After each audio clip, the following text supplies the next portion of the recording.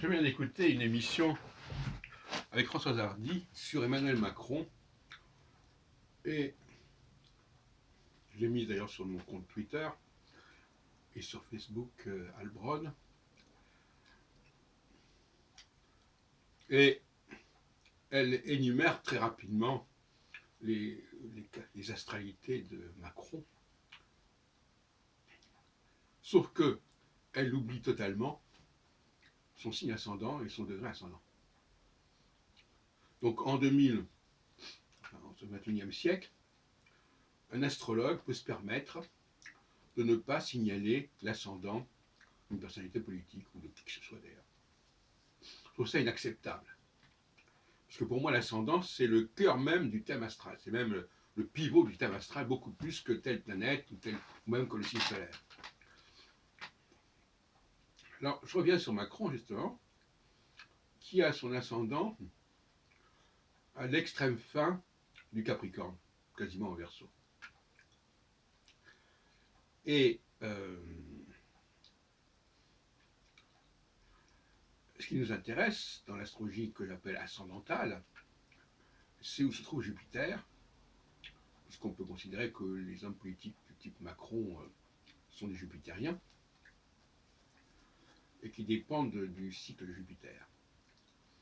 Alors, Jupiter est actuellement dans les 15 degrés du Capricorne. Et donc, il se rapproche singulièrement des 29 degrés de l'ascendant, du degré ascendant de Emmanuel Macron, le président de la République. Ça veut dire qu'il va entrer en conjonction, carrément, avec ce qui ne se produit que tous les 12 ans. Mais, comme je considère que le carré et l'opposition ont le même impact, je n'attacherai pas plus d'importance que ça à la chose. En revanche, on peut considérer qu'il y a, étant donné que le cycle de Jupiter est de 12 ans, mais qu'on peut le diviser en période de 3 ans, 4 x 3, on peut considérer parce que il y a un an, on était loin de la conjonction. On est dans une sorte de situation intermédiaire entre la conjonction et le carré. Et ces situations intermédiaires sont particulièrement éprouvantes pour un leader. Parce que, quelque part, il n'a pas d'impact. L'impact, c'est quand il y a une connexion entre le degré ascendant et la position de Jupiter. Et alors je ne vais pas vous fournir les données astronomiques, on les connaît, hein, mais on voit bien que la situation il y a un an et demi était bien pire qu'aujourd'hui. Et elle devrait s'améliorer. Enfin, s'améliorer, c'est une façon de parler. En tout cas, parce que ce qui est important, c'est l'impact du jupitérien. Un impact qui n'est pas forcément positif, mais un impact qui est réel. En revanche, quand Jupiter est faible, c'est-à-dire quand il n'est pas en situation de conjonction, de carré ou d'opposition avec le degré ascendant, eh bien l'homme politique est relativement impuissant. Employons le mot dans tous les termes, dans tous les sens du terme.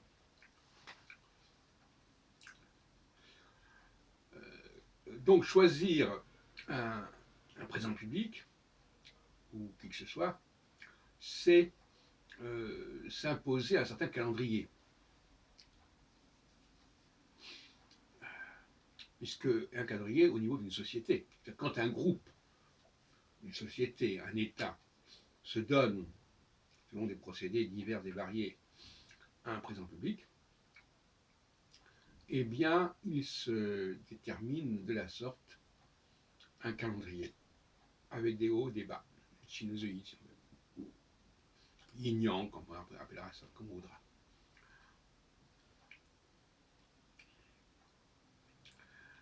Et, bien évidemment, ça ne correspond pas ni à ce que font les astrologues, en général, ni à ce que prévoit la Constitution, la 5e République, etc. Alors, voilà ce que je voulais dire simplement ici, dans cette brève vidéo, c'est que la position de Macron va se renforcer dans les prochaines semaines, dans les prochains mois. Par exemple, ce qu'il a dit récemment au niveau de la place de la force nucléaire française en Europe semble pouvoir avoir un certain effet, par exemple. Donc, il peut y avoir des initiatives qui vont pas passer inaperçues.